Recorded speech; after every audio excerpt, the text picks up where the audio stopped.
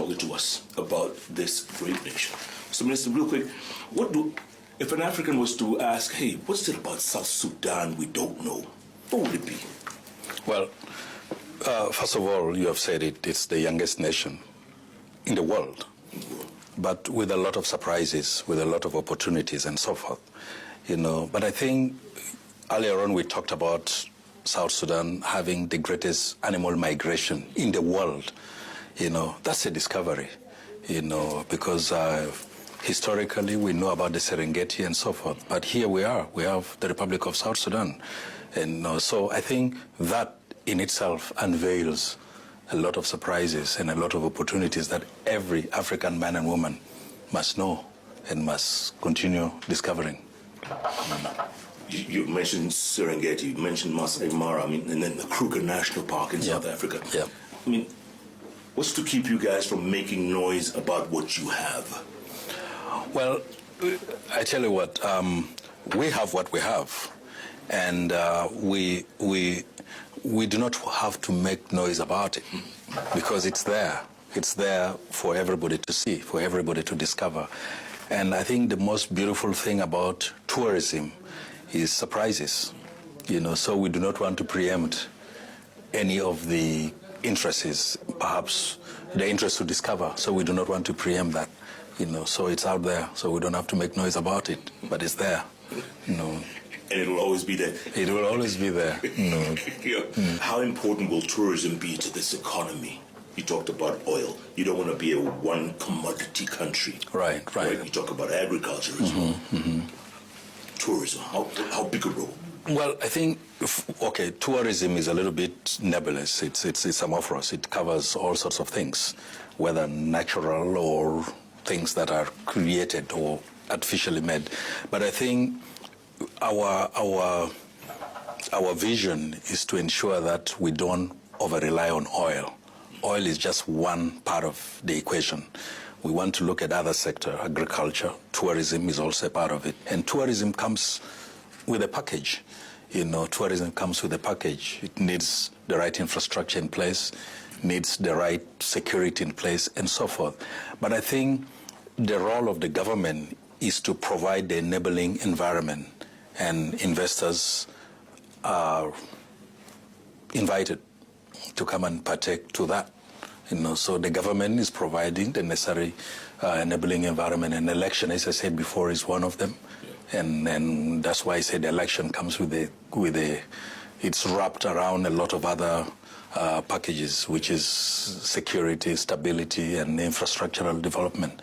So tourism definitely has a huge potential in this country. And this is because of human curiosity to discover new things in the neighborhood, new things in the far areas of the world. You know. Yeah.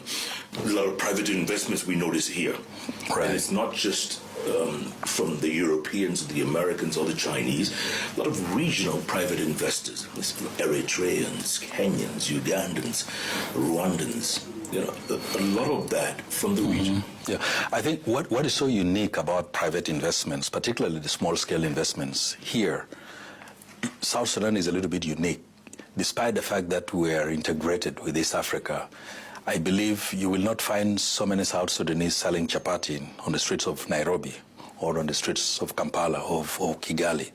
But the reverse is true. Here we welcome everybody. Matatu drivers, you find some of them are Kenyans, and they speak the local languages, and they have integrated, and some of them have been here for 10, 15 years, and they're not willing to go back, and they're welcome to stay. So this provides the uniqueness. I always keep telling people that where Africans fight, for example, in the case of Ethiopia and Eritrea in those days when they were not seeing eye to eye, but when they come to South Sudan, they learn to coexist because we bring everybody together. So South Sudan provides a unique opportunity from high-end investment to the low-scale investment. You find everybody from East Africa and from the region out there.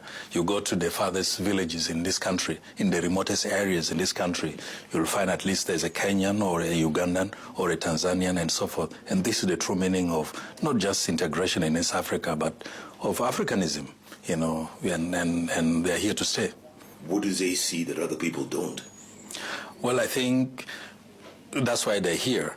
First of all, they see opportunities, and they see the future. You know, and that's what has kept them here for that long, for decades or even more. Yeah. 5 years from now, 10 years from now, what's this place going to look like? Well, I think it's the story of this country is that this country is full of surprises. You know, you have just said it, that JUBA in particular has changed drastically. So you can imagine what it will be in 5 years' time or in 10 years' time, particularly with these conditioning variables that I talked about earlier on, election. And that is going to change the whole equation. Yeah. A lot is riding on that. You keep mentioning election. A lot is riding on it. Right. Of course, just like any other election, you know. And for us, it's very important because we have been caught up in this quagmire of transitioning all along. You can imagine right from the Comprehensive Peace Agreement, we had a 6 years transitional period. And then as we started stabilizing, then we had the conflict, the civil war, and then another transition. So we really want to get out of that and unlock the future so that we can move forward. And election is just one of the segues that is telling us that you go down this line, then we're good to go. It's not just fulfilling the prerequisite of what we call a democratic, you know, processes in every country. No, for us, it's trying to take us out of the quagmire and give us a new momentum, a new beginning, a new future. And that's what we want to do. And also to offload this burden that His Excellency the President has been having all along. 5 vice presidents, for God's sake. You know, that's unprecedented. No. What I'm getting from you is that you feel there were a lot of wasted years. Right. To a large extent, because we have not only a government that is heavy, we have a parliament that is heavy, 550 members of parliament. We have the Council of States and so forth, and most of them are not elected. They're imposed on us, on everybody else, just by the agreement that was crafted and then tested on us. And I've said it over and over. When I looked at the document that spells out the agreement that was signed, known as the Revitalized Agreement, the conflict, the Republic of South Sudan, it's a state-building project. It's something that cannot be realized overnight. And some of them made the government be in a straitjacket. It cannot move, you know, like the case in point. The number of vice presidents that we have, the number of members of parliament, you know, and I've explained over and over that when everybody was called to come on the table to negotiate and to discuss, briefcase political parties, other entities all showed up from different parts of the world. They came on the table and they were allowed to append their signatures. Little did they know that these signatures come with the responsibility. And most of them were asked that, okay, we're going to create governments at various levels, at the national level, at the subnational levels. Bring your forces, bring your generals, bring your fighting men and women, bring members of parliament and so forth. And guess what happened? Some of them were handpicked from the streets of Juba, from the streets of Nairobi, I'm not saying Kenyans, but I'm saying South Sudanese from all these streets were handpicked and turned into generals and turned into members of parliament, turned into ministers, whether at the national level or the subnational level. What do you expect when someone is brought from without to be given such a responsibility? That's not easy, but it's a fulfillment of their shares by appending the signatures on the agreement, and that has been a burden. That has actually bogged the entire government down and also the country, and that's why, once again, I want to emphasize that election is very critical, not just as a democratic process, but at least it unlocks the future and it also removes us from this muddy waters that we have been in. You know. It'll be a watershed period. Right, it is. The guns, will they be silenced forever, you think? Well, the streets of Washington, D.C., guns have not been silenced there. You go to London, you go to South Africa, and so forth. But I think peace is relative, stability is relative, you know, and the relativity of peace and stability and so forth does not make South Sudan to be unique, you know, just like any other place, you know. As I said before, you know, events do not unfold through a series of discrete stages. You can move 2 steps forward and 1 step backward and 3 steps forward and so forth. But I don't want to be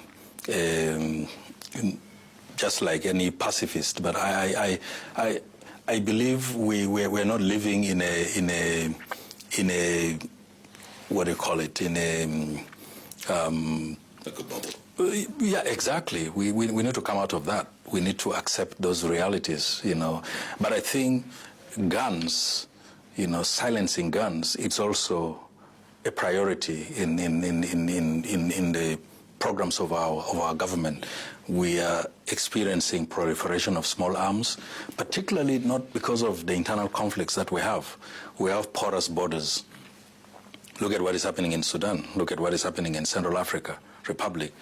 Look at what is happening in Congo. So nothing can stop small arms from proliferating and coming into this country. So just like any other country, we are dealing with this delicate balance, trying to protect our borders, but at the same time ensuring that we do not hurt cross-border movement of our people, you know, and goods and so forth. You know. As you wind up, I'd like to ask real quick, is this country at a crossroads right now? Not really. You know, the wheels are rolling. You know, the wheels are rolling. And once again, I want to say, if we don't recognize that election is an important step or an important milestone, what else is? You know, so we're not at a crossroad, but we're actually moving because we have already unlocked all the different, what do you call it, balls, and we're willing to move forward, you know, and once again, election. All or nothing? There's no compromise there. No. There's no compromise there, so we need to, because we need it. Like they say, you have no choice. Of course. It's Minister, good to see you. Yeah, thank you. Thanks thank so you much for your time. Thank you. Thank you for your time too. Thank you. Thank you for welcoming us to Juba. Thank you. You're always welcome. Thank you. Minister Africano Mande Gedima, Minister for Presidential Affairs here in the government of South Sudan. He says it's all about elections, elections, elections. That's happening in about 5 months' time. You know we're going to be all over that story, like we always do. Thanks so much for being a part of Jeff Koinange Live on the Road. Keep tweeting at Koinange Jeff, at Citizen TV Kenya. The hashtag is JK Live. We'll see you again next week, same time, same place. Goodbye, good luck. God help the great people. South Sudan.